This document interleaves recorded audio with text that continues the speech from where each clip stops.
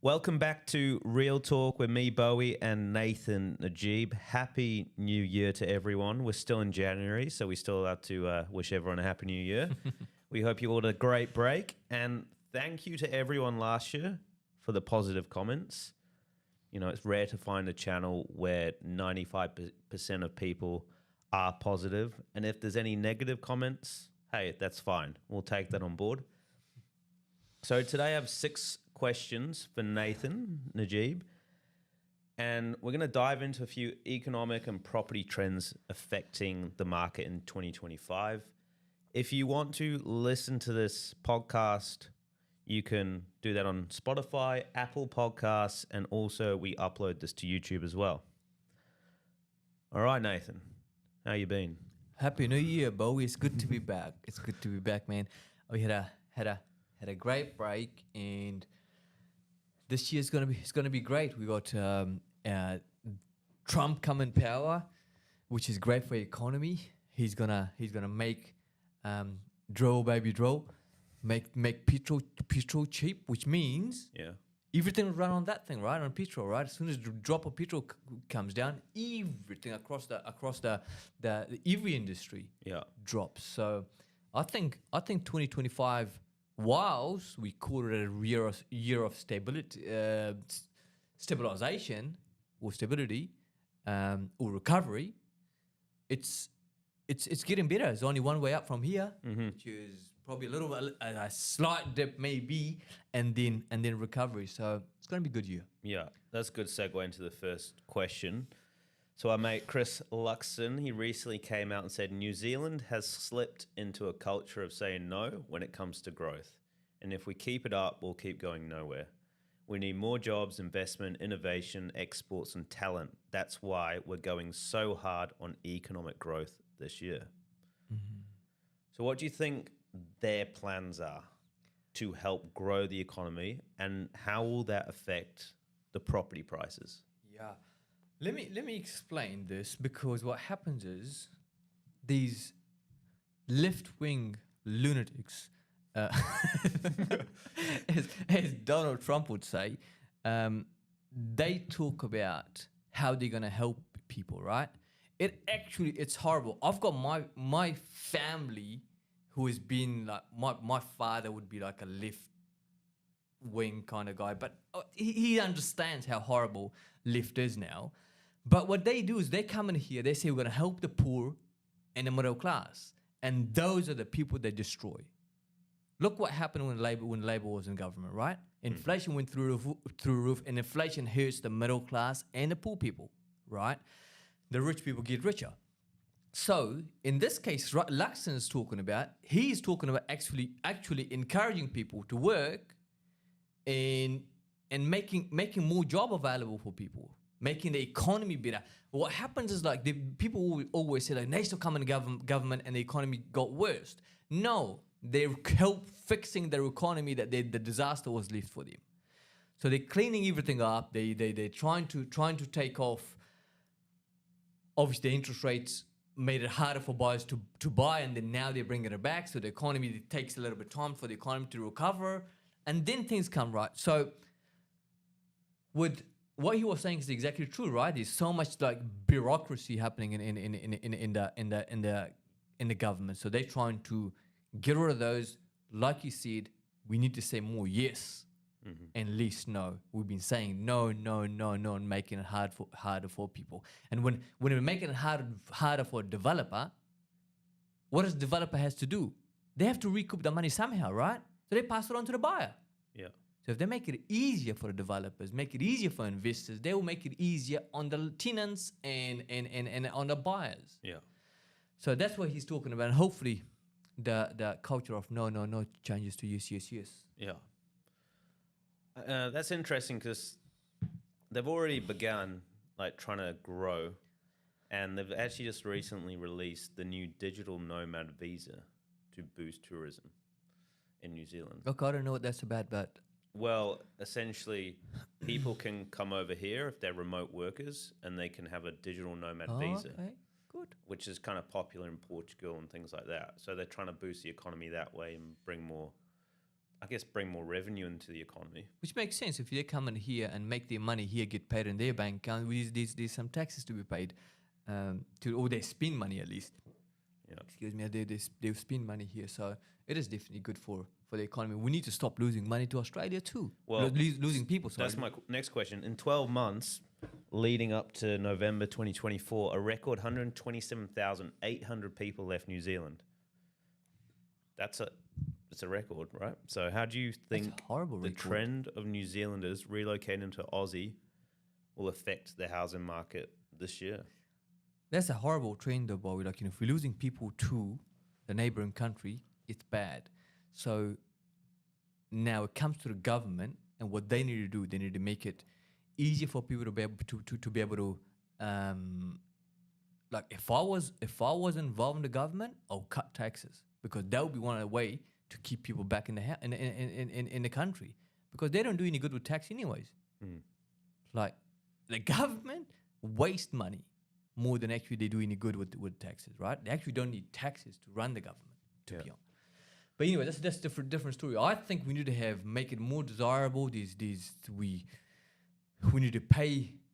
I think majority of the people that win there probably are nurses. They can get a job there pretty easy. Police officers, They had a major pay rise if they went over there. They're almost getting like 70% more. Exactly, which is not good for the economy. So what happens is, if we're losing people there, and these people are good people, good working people, obviously, right?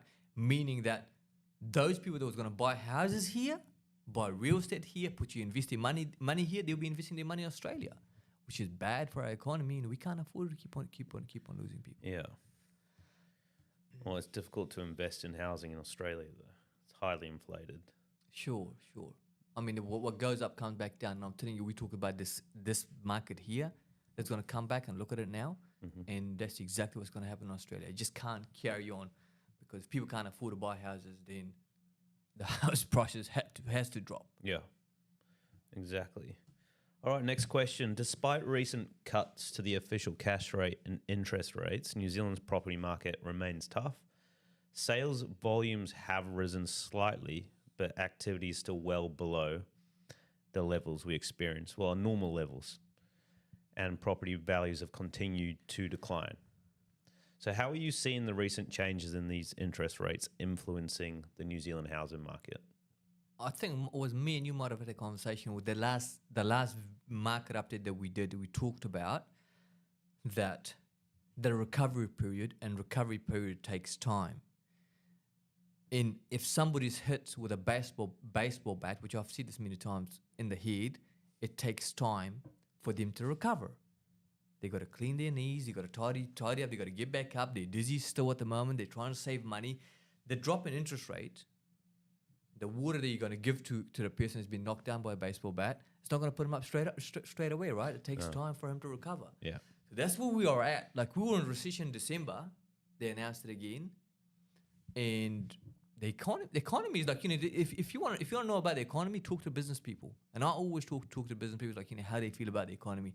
And most of them are not making money. Like, and if they're not making money, they have to lay people off. If they're laying people off, those poor people that get laid off, they got houses, mortgages to pay in. So recovery year, I feel like. Yeah. We actually had a comment the other day on our channel, and I was going to call them out because it was inaccurate. We've been pretty good in calling people out lately, because what happens, like, if you tell the truth for long enough and you say it often, these people can't argue with you. And we've been saying that for a long, long time, and the prediction has come accurate. I'm not sure what is there to argue about now. No. Look, there's not. And I think that's why people are watching us, and they're not just watching the main channels, the popular channels out there, because some of them just, frankly, they don't tell the truth. Someone the other day said, I'm just finding the comment here. I'm just fine? I'm just finding the comment on YouTube. I see. Okay, right. Well, you know what, Bobby, like, we're trying to do the best we can, tell people the truth, nothing but the truth, right? Will we ever be off by slightly? Maybe, possibly, right? But we do our research before we say anything. And you can't argue with stats and numbers, right? And whatever we say, we back it up with numbers. So find out what people's agenda is before you start believing it. Exactly. No, someone commented NZ recession question mark. What a load of, I won't say, you're talking. We have been in a bull market for 2 years. There is no recession. Interesting. I'm not sure is He must be underground. I don't know. He must have just popped up. Maybe he's been watching some of these people that were trying to sell them stuff. Yeah, I don't know. It's crazy though. It's crazy. It's insanity how people watch. When you watch anything for long enough, even if it's a lie, you start believing it. Mm-hmm. Yeah. So maybe they were watching like too much. Yeah. I mean, there's a lot of, like you said, incorrect advice out there. Let me tell you about New Zealand Herald, right? I've got nothing against them. They're media channel, whatever it is, right? Now, these guys there, they own the marketing, the advertising, the billboards all around. They've got investment in it. They don't want the market to go down. Even if it's going down, they're not going to tell you the market has gone down. It's a recession. They're trying to avoid those conversations. Why? Because if they say it's a recession, the market is bad, people are struggling, people are not going to buy their billboards. People are not going to advertise on their media channels. Mm-hmm. Yet they just laid off another, and NZME is part of them. They just laid off 40 other people not too long ago, right? And they're saying, oh, the market it's a boom market. Yeah. No.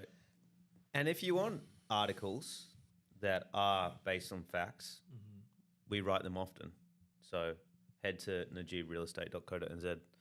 Absolutely. Somebody says, the other day I was having breakfast. Today actually I was having breakfast with Adam. And Adam was saying like, you're the contrarian. And I said, exactly, because everywhere else you go, it's rubbish. They don't tell you the truth. It's horrible because when I'm looking for something for truth, you got to look through so much stuff before you find a piece of truth. So we wanted to create a place where people can come to and hear the truth. If it's agents hearing the truth, if it is business owners, they're hearing the truth. If it is public, they can hear the truth. Nothing but the truth. And I think that's what we stand for. Yeah. And actually, on the contrarian views, if you have contrarian views, we'll welcome you on the podcast. We'd love to have a conversation. Opposing views to us? Yeah. I think so. Opposing views. Yeah. Absolutely. I think the best way I love debates, and it's great to debate with people that think of opposite of what you think, because you can learn a whole lot of stuff, right? And if they think that maybe what we're saying is not right, and maybe what we've seen hasn't come right, which it has, then let's have a conversation. Yeah. Invite us to their podcast. We can have a chat to them, or they can come and join us. We can have a conversation. Exactly. Okay. Next question. This is a interesting one. Final question. First home buyers have reached a record 28% of purchases. And then investors are also showing signs of returning, accounting for 23% of purchases. Are you seeing this in the market currently? And what's your advice to investors buying now? Yeah. I think I've seen this so many times, this quote. Be greedy when people are scared. Be scared when people are greedy. The great Warren Buffett said this. And so now people are scared. The astute investors are coming in, buying good investments. And you need to look up many houses before you buy one nowadays. There's that many options out there. There's so much discounts and things happening there. And buy something like we've talked about in the last video of ours. Maybe you should go and hit and listen to that. And some great points there. You will learn a lot about the economy. So first home buyers, investors, be patient. Look around. There's plenty of options out there. And you're right. The market that's real active at the moment is that first home buyers, and investors are coming back. To be honest, it doesn't make much sense because the interest rate is still pretty high. The price is still doesn't make sense investing in a $700,000 house when it's only returning $600 a week.